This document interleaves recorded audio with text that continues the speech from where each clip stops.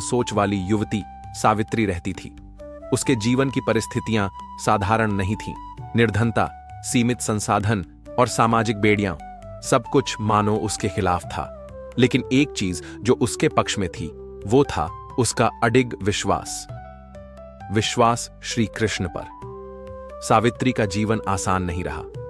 5 बहनों में सबसे बड़ी होने के कारण उसे छोटी उम्र में ही जिम्मेदारियां निभानी पड़ी। घर का खर्च चलाने के लिए उसकी मां दिन भर सिलाई करती और पिता खेतों में मजदूरी। स्कूल की फीस भरना असंभव सा लगता, लेकिन सावित्री हर बार खुद ही रास्ता खोज लेती। वो बच्चों को ट्यूशन पढ़ाती, खेत में काम करती और जो भी समय बचता उसमें खुद पढ़ाई करती। हर रात वो श्री कृष्ण की छोटी सी मूर्ति के आगे दीप जलाकर कहती, हे गोपाल, तू बस साथ रहना, मैं सब कर लूंगी। उसका सपना छोटा था।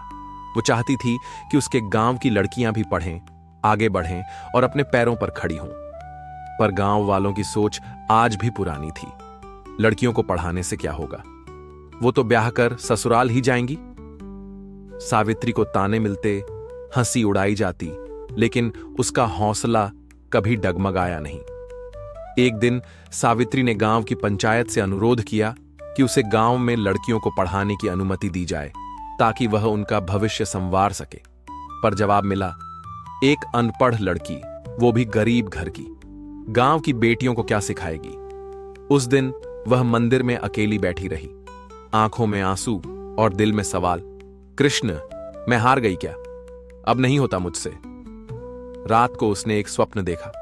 शांत झील के किनारे श्री कृष्ण खड़े थे, बांसुरी हाथ में, मंद मुस्कान चेहरे पर। कृष्ण बोले, हे सावित्री, जब तू कहे अब नहीं होता, मैं कहता हूं अब होगा। जब सब दरवाजे बंद लगें, तब मैं एक द्वार खोलता हूं। तेरा प्रयत्न व्यर्थ नहीं जाएगा, विश्वास रख, अब मैं तेरे साथ चल रहा हूं। सुबह जब आंख खुली तो सावित्री को मानो एक नई ऊर्जा मिली। सावित्री ने बिना पंचायत की अनुमति के ही गांव के मंदिर के आंगन में लड़कियों को पढ़ाना शुरू कर दिया। शुरुआत में सिर्फ 3 बच्चियां आईं। धीरे धीरे यह संख्या बढ़ने लगी। सावित्री खुद अपने पुराने फटे नोटबुक से पन्ने निकालकर उन्हें पढ़ाती। वो कहती, ये मेरा सपना नहीं, ये श्री कृष्ण का आदेश है। लोग कहते, घर की इज्जत गंवा रही है ये लड़की, किसी ने क्या तालीम दी है इसे। पर सावित्री चुप रहती। उसके कानों में सिर्फ श्री कृष्ण की वो वाणी गूंजती, अब होगा। 6 महीने बाद जिले स्वार्थ सेवा से अत्यंत प्रभावित हुए। उसी दिन उन्होंने सावित्री को अपने बालिका शिक्षा अभियान में जिला समन्वयक बना दिया। अब सावित्री महीने में कई गांवों में जाकर लड़कियों की शिक्षा के लिए काम करने लगी। सरकार और मीडिया का भी ध्यान गया। अखबारों में उसके बारे में लेख छपे। एक झोपड़ी से बदलाव की मिसाल। अब वही पंचायत सदस्य जो उसे नकारते थे, उसे गांव के सम्मान समारोहों में मुख्य अतिथि बनाकर बुलाते।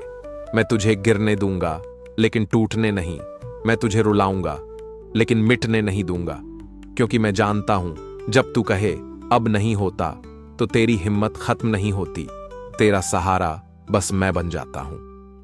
5 वर्षों बाद सावित्री ने अपने गांव में एक शानदार विद्यालय की स्थापना की, कृष्ण कन्या विद्यालय। यहां सिर्फ निर्धन परिवार की बेटियां निःशुल्क शिक्षा पाती थीं। विद्यालय के द्वार पर सुनहरे अक्षरों में लिखा था, जब तू कहे अब नहीं होता, मैं कहता हूं अब होगा, श्री कृष्ण। एक शाम जब विद्यालय परिभाषा थी, जब सारी दुनिया ने कहा यह नहीं कर सकती, तब श्री कृष्ण ने कहा अब करेगी। और यही तो होता है।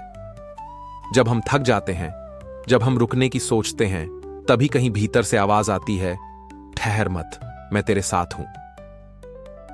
सावित्री आज किसी बड़ी बिल्डिंग की मालकिन नहीं है, पर वह हजारों बच्चियों के भविष्य की रोशनी है। और उसकी शक्ति सिर्फ एक थी, उसका अटूट विश्वास श्री कृष्ण पर। तो अगली बार जब तुम कहो अब नहीं होता, तो रुको, सांस लो और अपने भीतर सुनो। कृष्ण कह रहे होंगे अब होगा, क्योंकि मैं हूं। अगर यह कहानी आपके दिल को छू गई हो तो इसे लाइक जरूर करना। अपने दोस्तों और परिवार तक ये प्रेरणा पहुंचाने के लिए शेयर करना।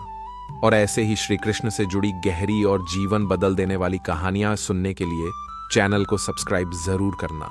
और याद रखना, जब तू कहे अब नहीं होता, श्री कृष्ण हमेशा कहते हैं अब होगा। मिलते हैं अगली वीडियो में। जय श्री कृष्ण।